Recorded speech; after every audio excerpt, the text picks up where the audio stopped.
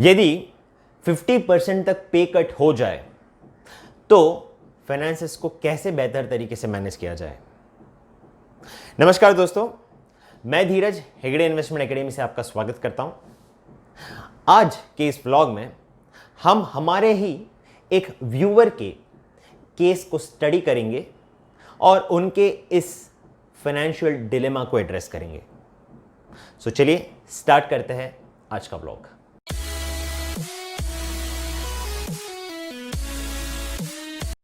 हमारे व्यूअर है मिस अनीता, जो कि दिल्ली से है।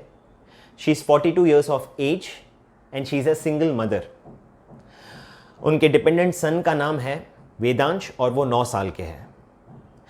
सो बेसिकली अनीता अभी इस प्रॉब्लम से गुजर रहे हैं कि पोस्ट कोविड 50% तक उनकी सैलरी में कट आ चुका है और उनके ऑर्गेनाइजेशन से ये अनाउंसमेंट हुई है कि ये पे कट आगे भी कंटिन्यू रहेगा कुछ महीनों तक। अब अनीता के सामने ये बहुत बड़ा चैलेंज है कि वो अपने 50% इनकम से कैसे सारे एक्सपेंसेस और इन्वेस्टमेंट्स मैनेज करें, जो कि अभी तक वो करते आ रहे थे, बट आगे चलकर उन्हें बहुत ज़्यादा डिफ़िकल्टी फेस होगी। तो ऐसे में हेगड़े इन्वेस्टमेंट एकेडमी कुछ आपसे बहुत simple and easy tips share करने वाला है अनीता जी, और आपके इस केस स्टडी के माध्यम से हेगड़े इन्वेस्टमेंट एकेडमी ऐसे बहुत सारे लोग जो इस प्रॉब्लम से जूझ रहे हैं, आज उनके लिए भी एक सिंपल और सबसे इजी सॉल्यूशन यहाँ पे शेयर करने वाला है। चलिए देखेंगे क्या है वो सॉल्यूशंस। पहला सॉल्यूशन तो ये रहेगा कि आपको अपने इनकम को ऑगमेंट करना चाहिए। जो डेटा आपने मुझे शेयर किया उससे यही पता चलता है कि आप ज़्यादा से ज़्यादा या तो गोल्ड या तो रियल एस्टेट इन्वेस्टमेंट्स कर चुके हैं, और यहाँ पर ये जो इन्वेस्टमेंट्स है आज दुर्भाग्यवश आपको कोई इनकम जनरेट नहीं कर पा रहा है। मेरा ये आपसे निवेदन है कि आप कंसिडर करें ऐसे सारे एसेट्स को लिक्विडेट करके आप उन्हें कहीं ऐसी जगह इन्वेस्ट करें जहाँ से आपको रेगुलर इनकम स्टार्ट हो जाए। देखिए, एक चीज़ समझनी है आपको कि ये जो अभी पे कट हुआ है ये टेम्पररी है। जैसे आगे सब कुछ ठीक हो जाता है तो your income would again be normal, but till that time you need to ensure कि आप कहीं से कुछ एक सेकेंड इनकम क्रिएट करें जिससे आप अपने एक्सपेंसेस को बेहतर तरीके से मैनेज कर सकते हैं।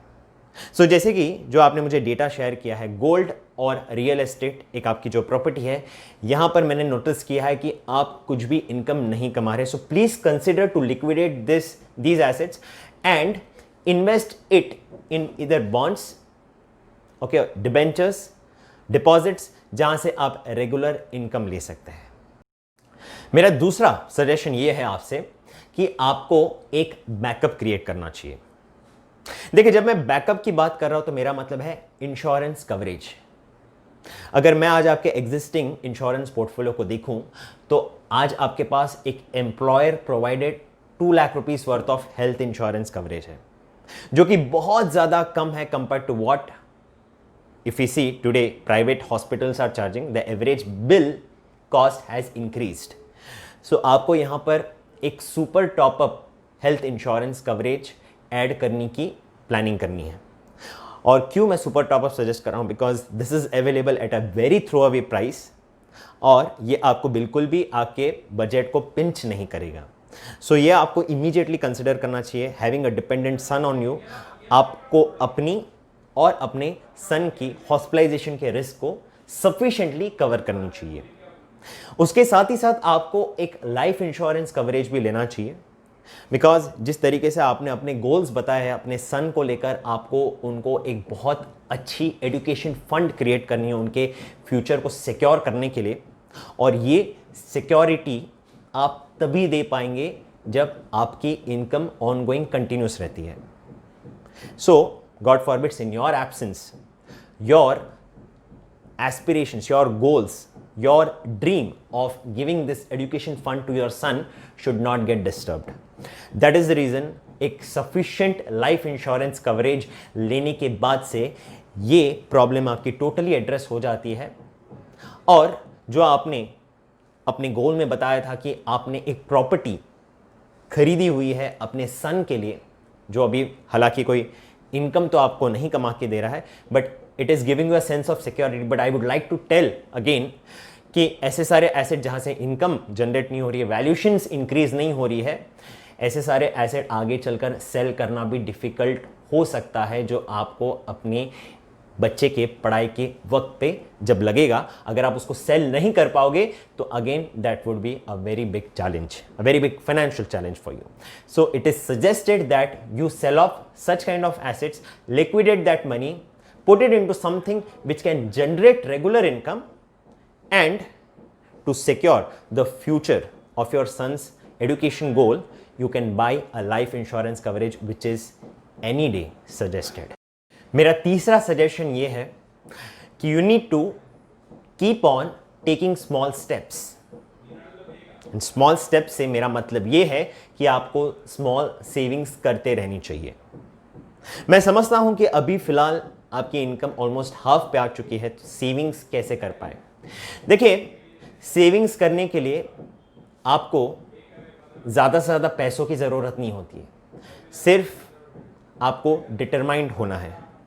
अगर आप आज 5% भी सेव करते हैं आपके टेक होम इनकम की, और उसको आप अपने लॉन्ग टर्म गोल के लिए एलोकेट करके रखते हैं, तो you will see that money growing over a period of time which would help you to achieve your long-term financial goals. But if you stop all your investments, you don't invest, then obviously, देखिए, investments savings एक ऐसी चीज है जो unless and until आप नहीं करते हो तो कुछ भी सेव नहीं होता है। तो ऑलवेज रिमेंबर दिस रूल कि what ever income that you earn, first you save that much money as what you can afford to, then you can plan your expenses from whatever is left. But do remember this thing कि जो भी आज आपकी income है उसमें से at least 5 to 10% considering your expenses, अगर आप 5 to 10% भी सेव करके उसको इन्वेस्ट कर देते हो, उसको ऑटोमेट कर देते हो, तो वो आपकी इन्वेस्टमेंट्स आपको लॉन्ग टर्म में बहुत ज़्यादा फायदा बना के देगी।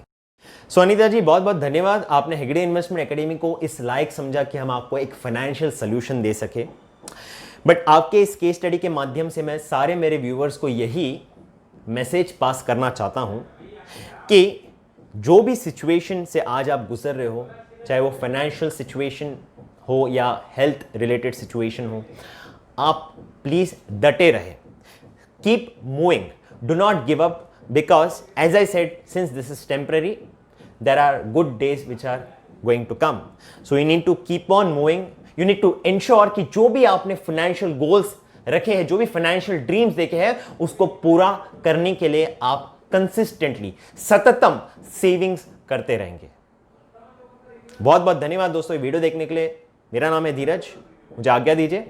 Thank you so much for watching.